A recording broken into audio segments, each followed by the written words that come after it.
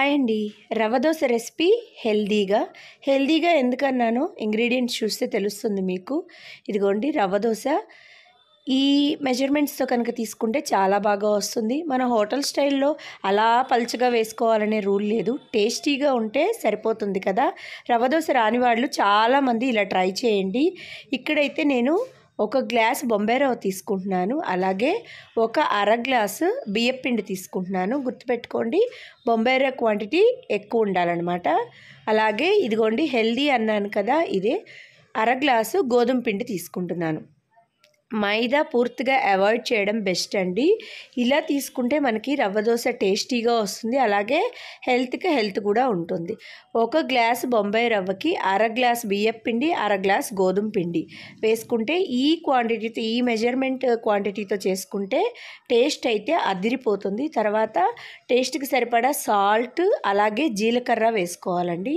వేసుకుని ఫస్ట్ ఈ సాల్ట్ పిండికి పట్టేటట్టు బాగా మిక్స్ చేసుకోవాలి. విస్కర్ ఉంటే దాంతో మిక్స్ చేయండి, లేదంటే మీరు దోసపిండి గరిటెతో అన్నా కూడా మిక్స్ చేసుకోవచ్చు.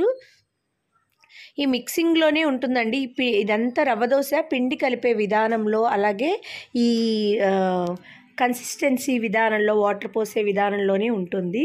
టేస్ట్ అయితే అద్దిరిపోతుందండి. తర్వాత కొద్దిగా ఒక అరకప్పు పెరుగు అనమాట. పుల్ల పెరుగు వేసుకుంటే చాలా బాగుంటుంది, లేదంటే కమ్మడి పెరుగున్నా వేసుకోవచ్చు.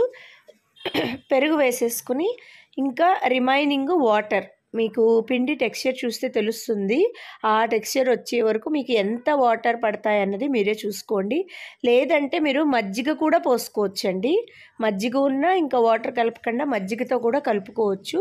టేస్ట్ ఒక డిఫరెంట్ టేస్ట్ అయితే వస్తుంది ఖచ్చితంగా. మీరు తింటే తెలుస్తుంది, చేసుకుని తింటే తెలుస్తుంది అన్నమాట. దానికి సరిపడినంత ఇంకా వాటర్ వేసేసి బాగా ఎక్కడ కూడా లంప్స్ లేకుండా మిక్స్ చేయాలంటే, ఉండలు ఎక్కడా లేకుండా చక్కగా మిక్స్ చేయాలండి. బాగా మిక్స్ చేయాలి. ఇది పిండి కలపటంలోనే ఉంటుంది, చెప్పాను కదా. బాగా మిక్స్ చేసేసి దాన్ని ఒక హాఫ్ అన్ అవర్ అలాగా నానబెట్టేసుకోవాలి.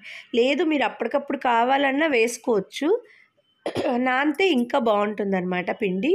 చూడండి, ఒక హాఫ్ అన్ అవర్ తర్వాత తీసాక ఇందులో ఉల్లిపాయలు, పచ్చిమిర్చి సన్నగా కట్ చేస్తే బాగుంటుందండి.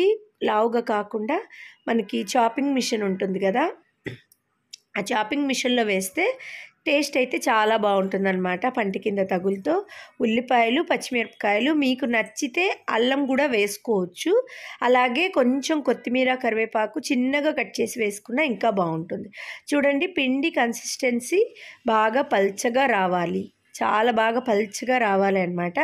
అయితే ఇక్కడే చాలామందికి పిండి కలుపుతారు, అంతా వస్తుంది, కానీ దోశలు బాగా పల్చగా వేయడం రావట్లేదు అనుకుంటారు. అలాంటి వాళ్ళు ఇలా కూడా వేసుకోవచ్చండి. మనకి టేస్ట్ ముఖ్యం కదా, చెప్పాను కదా నేను. హోటల్ స్టైల్లోనే అలాగే రావాలని రూల్ లేదు, ఎందుకంటే వాళ్ళ పెనాలు, వాళ్ళ ఎక్స్పీరియన్స్ కొంచెం వేరు కాబట్టి.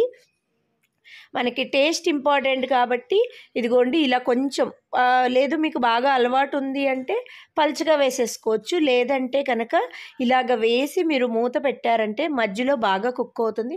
చుట్టూ చూసారా ఎర్రగా కాలుతుంది. ఎప్పుడు చుట్టూ పల్చగానే ఉండాలండి. ఫస్ట్ పిండి పోసేటప్పుడు చుట్టూత నుంచి పోసుకుని వస్తే పిండి మిడిల్లోకి అనేది వస్తుంది. ఇలాగా చుట్టూ రెడ్గా క్రిస్పీగా కాలుతుంది. దాన్ని ఇంకోవైపు తిప్పేసుకోవడమే అన్నమాట.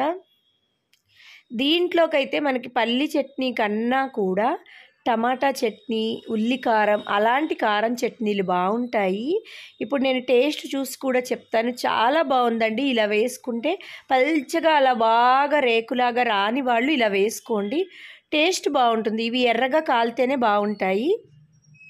చెప్పా కదా, మైదా ప్లేస్లో గోధుమ పిండి వేయండి, పెరుగు వేయండి, మజ్జిగ కానీ, టేస్ట్ వేరే లెవెల్.